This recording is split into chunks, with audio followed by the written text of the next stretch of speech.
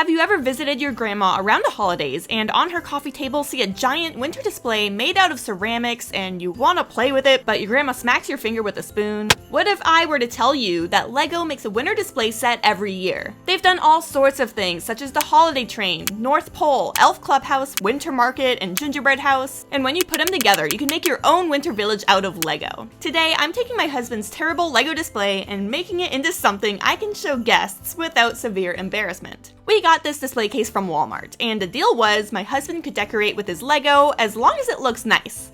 I don't think it looks nice. So let's take this moment to enjoy his fine artistic vision. On the top we have Elsa's Ice Palace, Thor's Goat Boat, and Optimus Prime. You know, the most anticipated crossover of the year. Next we have the Iron Man Hall of Armor. He's really proud of his Iron Man collection, but it's very cluttered, so I'm going to give it a B-.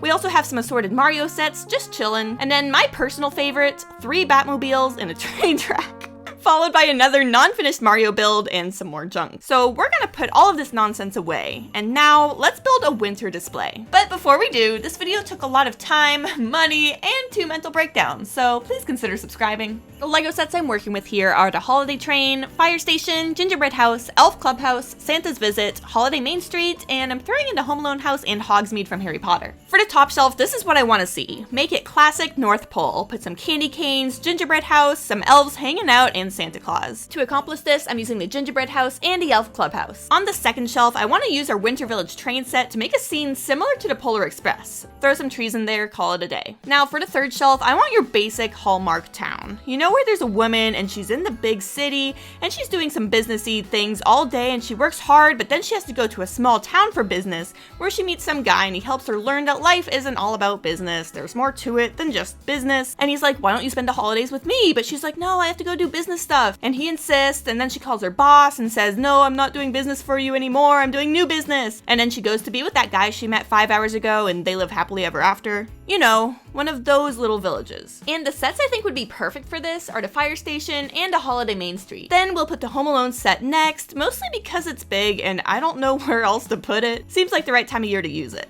Last, we're just putting the leftover sets like the Santa's Visit and the Hogsmeade Harry Potter set. It's not really a winter village set, but nobody will ask. So next, we're going to put some snow. Originally, we were going to do a bunch of LEGO snow, but that would have been a lot of work and it probably would have looked too cluttered. So instead, I'm using the typical winter village fluffy snow your grandma has and hope it turns out okay. This involved a bit of trial and error because the sets kept sinking into the snow and it looked like a blizzard came through. So I grabbed some of my white LEGO boxes I bought at IKEA and used these to raise up the sets, which surprisingly worked well. I placed a box lid either under the snow or above the snow depending on which worked better with the set directly on top of it. I did this for all of the shelves and I think the fluffy snow was a good call. Next, lights. Now you can't have a winter display in the dark. I picked up these fairy lights for a good deal at Costco. I love Costco. And to my surprise, they had both white and multicolor. It also comes with a sweet timer because I'll never remember to turn these on or off, so that's pretty cool. I'm using both light colors depending on what shelf it is. The first shelf should just use white light since it's mostly buildings. The second shelf is our Polar Express going through the forest, so I think I'll use the multicolored lights for those. Then looking down to the rest of the shelves, I mainly used white lights, but I might switch it up every once in a while. The wires were a huge pain though because they kept poking out everywhere, so I tried placing them under the snow, but then you can't even see the lights. When they're on the top though, they're in the way and super annoying. So I decided to take little pieces of snow, stretch them out, and just put them on top of the wires. That seemed to fix the problem and the lights still shine through. Okay, so now we should probably add some little LEGO people to the winter village so it's not a ghost town. To get these minifigures, I'll be searching the deep abyss that is my LEGO collection, which I'll gather from different places. First, I laid out a few minifigures on the table. We have the Guardians of the Galaxy holiday versions with the cute little Groot as a Christmas tree. I might also throw in some snowtroopers. I'm a huge Disney fan, so Jack Skellington and Sally are necessary here, and then some of these, some of these, some of these are neat, and some of these. But actually, something kind of fun is that LEGO's made a lot of holiday minifigures over the years. The current collectible minifigure series is Series 23, and we have the entire series. It's great timing because it just came out and it comes with 5 Christmas minifigures, 6 if you count the robot, and they're really well done. They have a Nutcracker, a Snow Fairy, whatever the Snow Fairy is, Prancer the Reindeer, but it might actually be Dancer, but he looks more like a Prancer, so we're just gonna go with that, an Elf Girl with a snow globe, and a little snowman. They're so cute.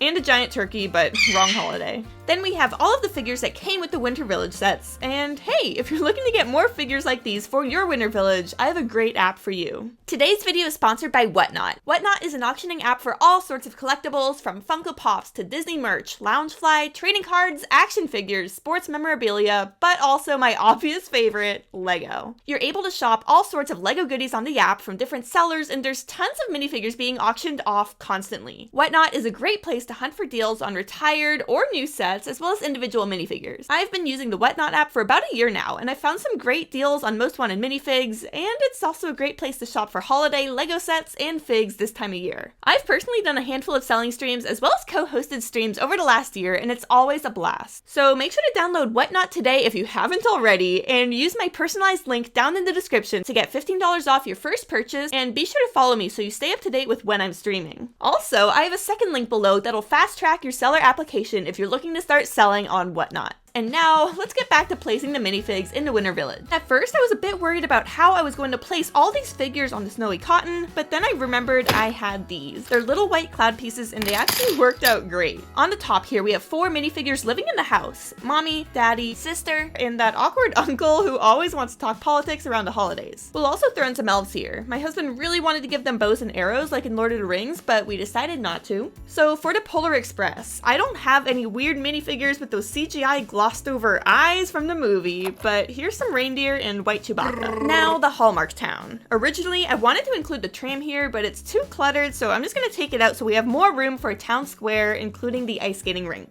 The mayor is hosting a Christmas tree lighting holiday party to try to cover up his shady misdoings over the past year. He sold all the coal rights to Santa Claus behind everyone's back. Oh, also Groot is the Christmas tree. Then moving down to the Home Alone house. I decided to incorporate the final night where the 2 thieves are trying to break into the house while Kevin sets up a bunch of traps and is getting ready for them. By the way, did you know that Macaulay Culkin, like the actor who played Kevin, grew up to marry Brenda's song? You know, from like Wendy Wu Homecoming Warrior, Sweet Life of Zack and Cody? They have a kid now. Isn't that wild?